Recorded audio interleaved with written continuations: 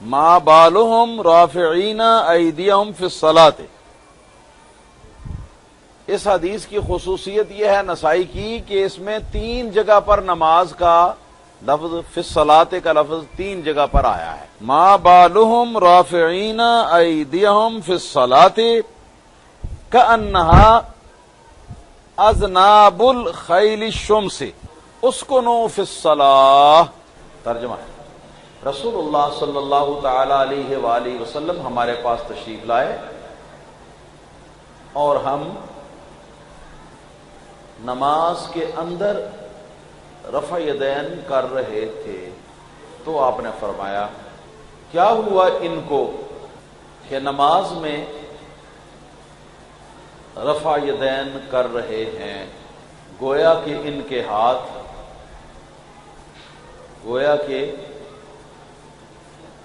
کے ہاتھ شریر گھوڑوں کی دمیں ہیں۔ سکون اختیار کرو نماز میں۔ بس یہ حدیث کا ترجمہ پورا ہو۔ اب جو ہمارا استدلال ہے اس کی وضاحت میں کر دوں۔ اس حدیث کے اندر یہ بات واضح طور پر سامنے آ رہی ہے کہ کچھ لوگ مسجد کے اندر رفع یدین نماز کے اندر کر رہے تھے۔ بات بڑی واضح ہے۔ اتنے میں رسول اللہ صلی اللہ علیہ وسلم تشریف لے آئے تو آپ نے ان کو دیکھ کر ان کے اس عمل پر خفگی اور حیرت کا اظہار کیا، ناراضگی کا اور حیرت کا اظہار کیا، اور سرکار نے اس مقصد کے لیے 3 فقرے ارشاد فرمائے۔ 3 فقرے ہیں اور ہر فقرہ جو ہے اپنی جگہ پر مستقل طور پر رفع یدین کی ممانعت کو ثابت کر رہا ہے۔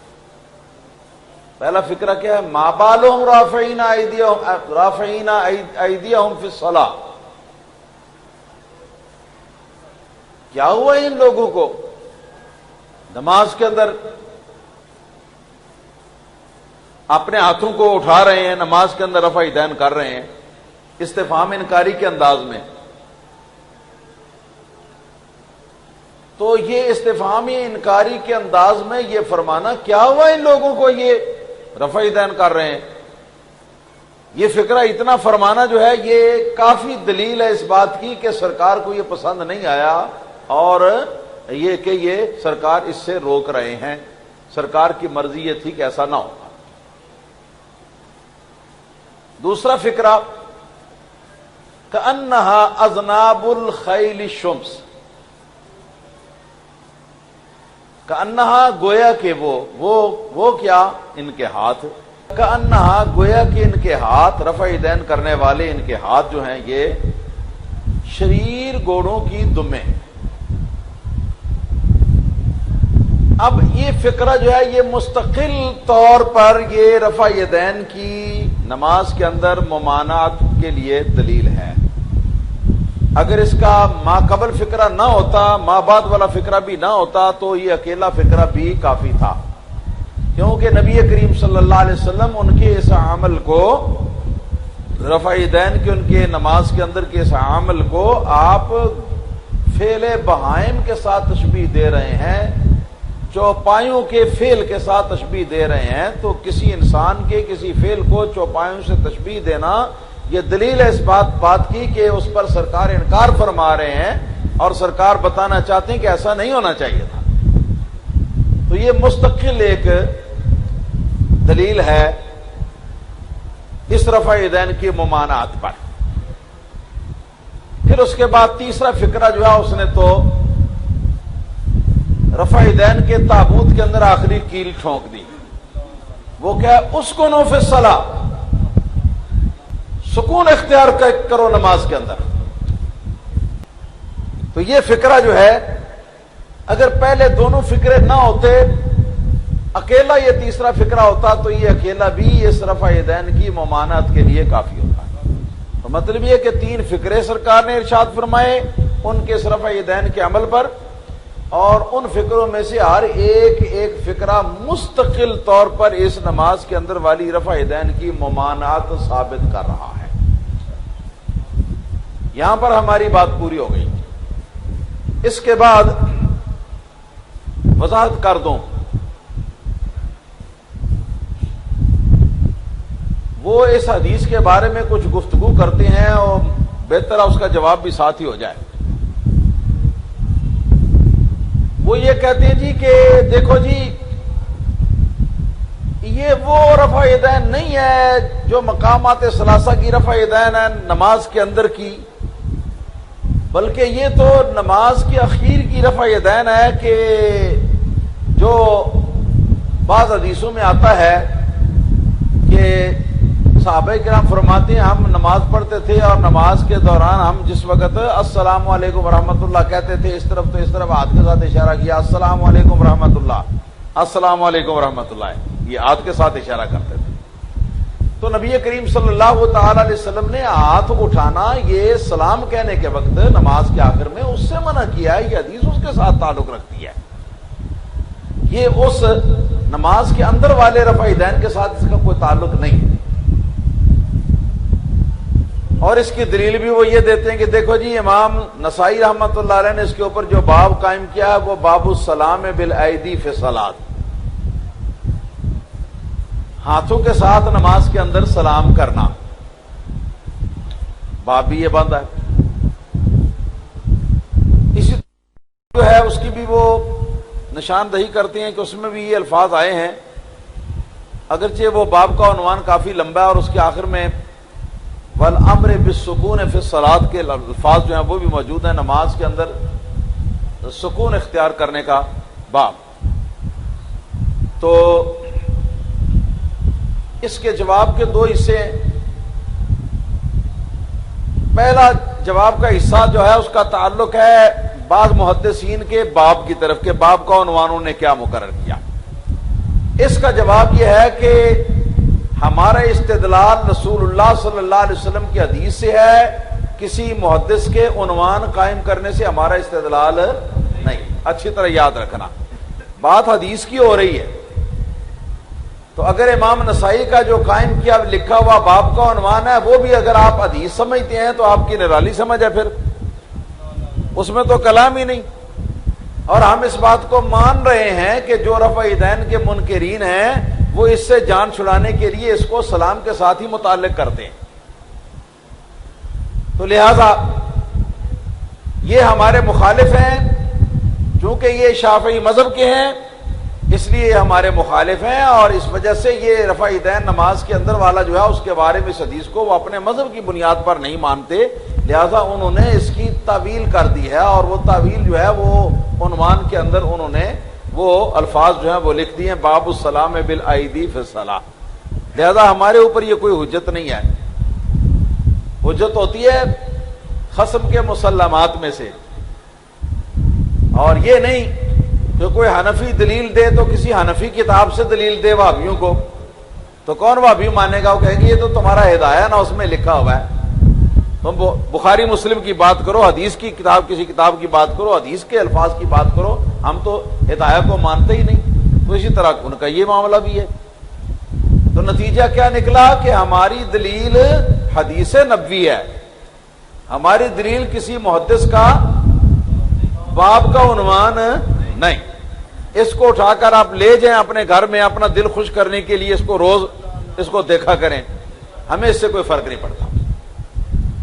دوسری بات یہ کہ دراصل بھی یہ بات کیا درست ہے کہ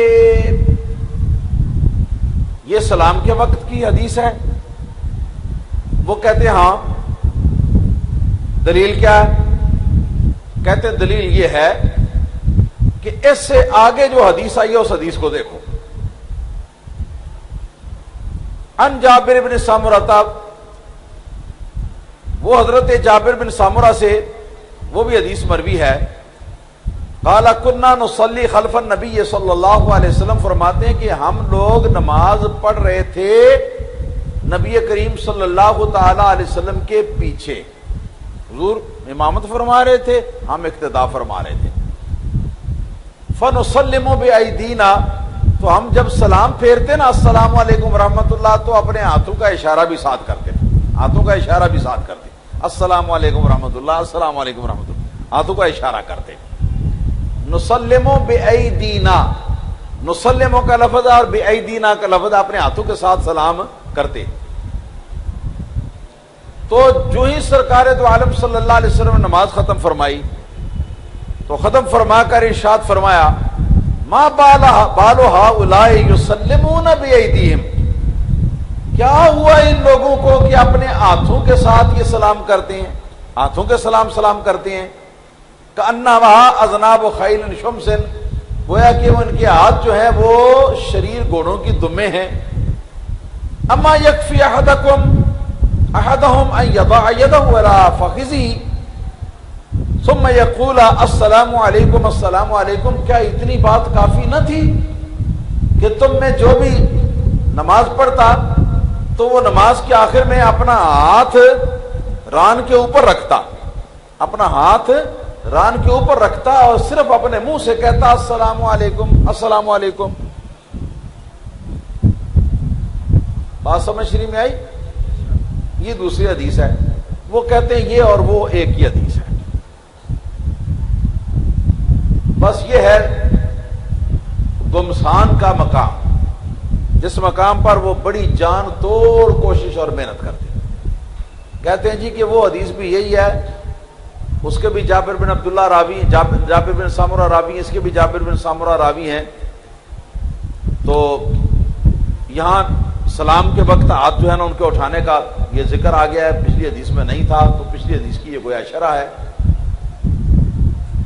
تو ہمارا جواب کیا ہے؟ ہمارا جواب یہ ہے کہ کم سے کم حدیث نبوی جو ہے اس کے اندر تو اپنی رائے ڈالنے سے پرہیز کرنا چاہیے۔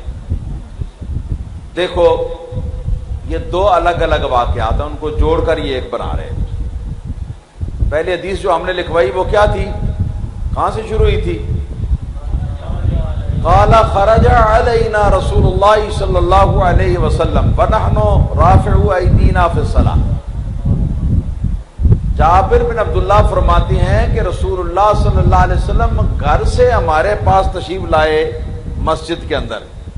بعض روایات کے اندر مسجد کے اندر آنے کا ذکر بھی ہے، گھر کا ذکر بھی ہے، گھر سے مسجد میں ہمارے پاس تشریف لائے۔ تو جس وقت سرکار تشریف لائے اس وقت ہم نماز کے اندر رفع یدین کر رہے تھے۔ جو حدیث ہم نے پیش کی اس حدیث کا آغاز یہاں سے ہوتا ہے، جو حدیث انہوں نے پیش کی اس کا آغاز یہاں سے ہوتا ہے کہ کننا نصلی خلف النبی صلی اللہ علیہ وسلم، ہم لوگ نبی کریم صلی اللہ علیہ وسلم کے پیچھے نماز پڑھ رہے تھے۔ یعنی حضور بھی مسجد میں تھے، ہم بھی مسجد میں تھے، حضور مصلی امامت پہ تھے، ہم حضور کے پیچھے مقتدی کی حیثیت سے تھے، سرکار نماز پڑھا رہے تھے، ہم سرکار کی بارگاہ میں نماز پڑھ رہے تھے۔ تو جس وقت سرکار نے سلام پھیرا تو سلام پھیرنے کے بعد سرکار نے ہمیں ڈانٹتے ہوئے یہ کہا کہ ہاتھ کے ساتھ سلام پھیرنے کی کیا ضرورت ہے؟ کیا ہوا ان لوگوں کو یہ ہاتھوں کے ساتھ سلام کرتے پھرتے ہیں؟ کیا یہ بات کافی نہیں کہ اپنے ہاتھ کو اپنے ران کے اوپر رکھیں اور اس کے بعد اپنی زبان کے ساتھ دائیں بائیں السلام علیکم یہ کہہ لیا کریں؟ تو حدیث کا آغاز دیکھو تو دونوں علیحدہ علیحدہ ہیں، حدیث کا اختتام دیکھو تو دونوں علیحدہ علیحدہ ہیں۔ پہلی حدیث کے اندر رافع ایدینا فی الصلاۃ کا لفظ ہے، نماز کے اندر رفع یدین کرنے کا لفظ ہے۔ اس حدیث کے اندر رفع یدین کرنے کا لفظ نہیں ہے، اس حدیث کے اندر فنسلم بأیدینا، ہاتھ کے ساتھ سلام کرنے کا لفظ ہے۔ آج جیسے آج کل بھی آپ مثال کے طور پر دور سے کوئی آدمی آپ کا واقف کار گزر رہا ہوتا ہے تو اس کو دور سے دے کر اس طرح کر دیتے ہیں آپ۔ تو ہاتھ سے سلام کرنے کا لفظ دوسری روایت کے اندر موجود ہے، پہلی روایت کے اندر نماز کے اندر رفع یدین کرنے کا ذکر ہے۔ اور یہ کہ سلام جو ہوتا ہے وہ نماز کے اخیر میں ہوتا ہے، جیسے تکبیر تحریمہ نماز کے آغاز میں ہوتی ہے، اس طرح سلام اخیر میں ہوتا ہے۔ اور یہ دونوں نماز سے باہر ہیں، نماز کے افعال سے باہر ہیں، یہ دونوں اوقات جو ہیں۔ تو حدیث کا آغاز بھی آپ نے دیکھ لیا، وہ اور ہے واقعہ ہے، یہ اور واقعہ ہے کیا ایک ہی واقعہ میں یہ ہو گیا کہ حضور ہم پہلے سے مسجد میں نماز پڑھ رہے تھے اور حضور بعد میں تشریف لایا، اور تشریف لا کے سرکار نے ہمارے رفع یدین کو کوسا اور اس کے اوپر آپ نے انکار فرمایا، اور یہ کہ ساتھ ہی حضور نماز پڑھا بھی رہے تھے، آپ باہر سے بھی آ رہے تھے اور نماز بھی پڑھا رہے تھے، یہ ایک واقعہ تو نہیں ہو سکتا نا، یہ دو الگ الگ واقعات ہیں۔ تو یہ دو الگ الگ واقعات ہیں جن کو ملا کر ان لوگوں نے اپنا اردو سیدھا کیا، اور پھر الٹا بعض محدثین کرام جو غیر حنفی ہیں، غیر مالکی، بعض ایسے محدثین کرام کے ترجمۃ الباب، باب کو عنوان قائم کرنے کو یہ لے کر تو یہ ثابت کرتے ہیں کہ جی یہ دونوں ایک ہی حدیثیں ہیں، ایک ہی حدیث ہیں یہ دونوں۔ تو یہ بات ان کی جو ہے وہ کسی طرح بھی قابل فہم نہیں، جبکہ بالکل واضح ہے کہ دو الگ الگ واقعات ہیں۔ پھر کہتے ہیں جی راوی تو ایک ہی صحابی ہے، تو ایک صحابی ایک چھوڑ کر ایک ہزار حدیث بھی، ایک ہزار واقعہ بھی روایت کر سکتا ہے، اس کی کون سی بات ہوئی؟ کہ وہ واقعہ جو تھا وہ علیحدہ واقعہ تھا، اس کو بھی انہوں نے روایت کر دیا، یہ ایک علیحدہ واقعہ تھا، اس کے بھی یہ مشاہدہ فرمانے والے تھے، اس کو بھی انہوں نے بیان کر دیا۔ ایک راوی کئی واقعات بیان کر دیتا ہے، آپ اس میں ملتے جلتے واقعات بھی بیان کر دیتا ہے، لہذا یہ ہے کہ یہ جو کچھ ہے یہ تحریف ہے، یہ ایسی بات نہیں ہے کہ دونوں حدیثیں ایک ہیں، بلکہ وہ علیحدہ حدیث ہے، یہ علیحدہ حدیث ہے، اس کا نمبر علیحدہ ہے، اس کا نمبر علیحدہ ہے۔ صحیح مسلم میں بھی اس طرح ہے، اور اس میں بھی اسی طرح ہے۔ صحیح مسلم کی جو دوسری روایت ہے اس کے اندر تو یہ بھی الفاظ ہیں، علامات امون بایدیکم۔ مسلم کی جو دوسری حدیث ہے سلام والی، اس میں الفاظ علامات امون بایدیکم، تم کیوں اپنے ہاتھوں کے ساتھ اشارہ کرتے ہو؟ وہاں ہاتھ اٹھانے کا ذکر نہیں فرمایا، ہاتھوں کے ساتھ اشارہ کرنے کا ذکر یا ہاتھوں کے ساتھ سلام کرنے کا ذکر ہے۔ اور جو ہمارے والی حدیث ہے اس کے اندر نماز کے اندر رفع یدین کرنے کا لفظ ہے، وہاں سلام کا لفظ ہرگز نہیں۔ ہاں اگر کوئی شخص اہل حدیث کہلاتا ہو اور اہل حدیث ہونے کا مطلب یہ سمجھتا ہو کہ میں چونکہ اہل حدیث ہوں لہذا میرے لیے یہ جائز ہے کہ میں حدیث کے اندر اپنی مرضی سے جو مرضی کو تربیت کر لوں، تو وہ اس کی مرضی، پھر اس کو حق پہنچتا ہوگا، ورنہ حقیقت میں ایسا نہیں ہے۔